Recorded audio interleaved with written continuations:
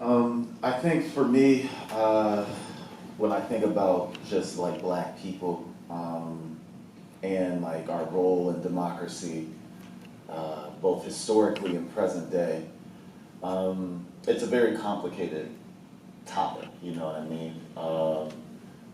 It's been in sort of an ebbs and flow over the course of the nation's history. For most of our time here, we were enslaved Africans. And then upon our freedom, we had an era of Reconstruction where we were able to make political gains over the course of 10 to 15 years that we still haven't been able to replicate to this day. And that's concerning, and it's also very disheartening. And the reality is like black people are dealing with like real shit, and it's frustrating after elections when the Democratic Party doesn't win. The fault gets laid at our feet. When the Democratic Party and the leaders of the Democratic Party, which are old white people, I'm sorry, I don't mean to be ageist, but white people over the age of 70 are looking at us and telling us that we're the reasons that the country is falling behind. It's irritating as hell, and it's really irritating because these folks aren't in these communities seeing what people are dealing with on a day in and day out basis.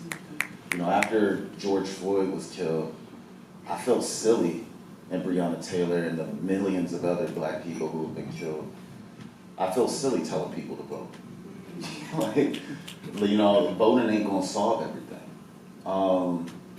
But we ain't gonna solve everything without voting either, in my humble opinion. The reality that we're faced with as black citizens in America is that we are facing immense oppression. And in order to stop that, we have to participate in the political system that was not built by us, that is not constructed to,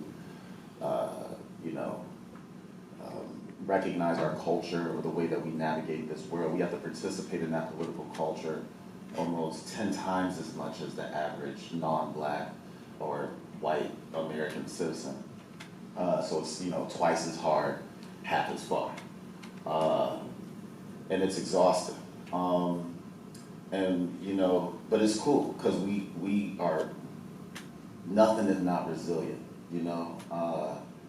Things are going to change. It may not be in our lifetime, but I can look at like my grandma's life. I can look at my great-grandma's life. I can look at my great-great-great-grandma's life, and I can see how the fighting that they did, like not letting people like make them eat in the back, or not letting people force them to drink at separate water fountains, or marching in the streets with Dr. King so we can register to vote.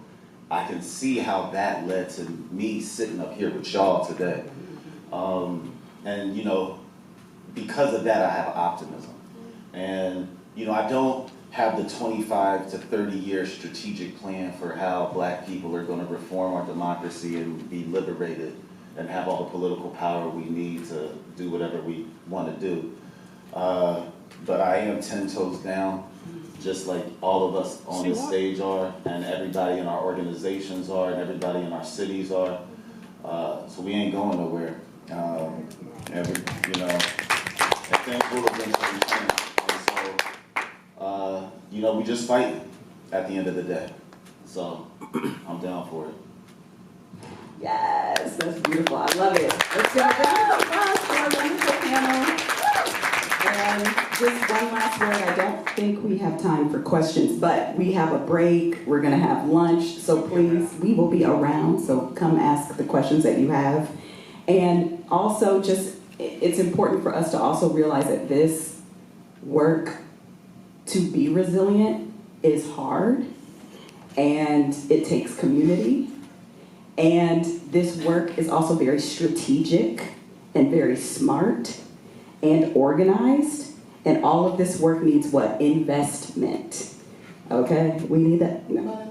And so it's like, this is why it's like the state of the youth movement and where we want to go in the next 10, 20, 30 years and what we want, you know, how we want particularly Black lives to thrive. We need investment in order for this work to really happen. And so anyway, just thank you again. Thank you. And that's it for this panel.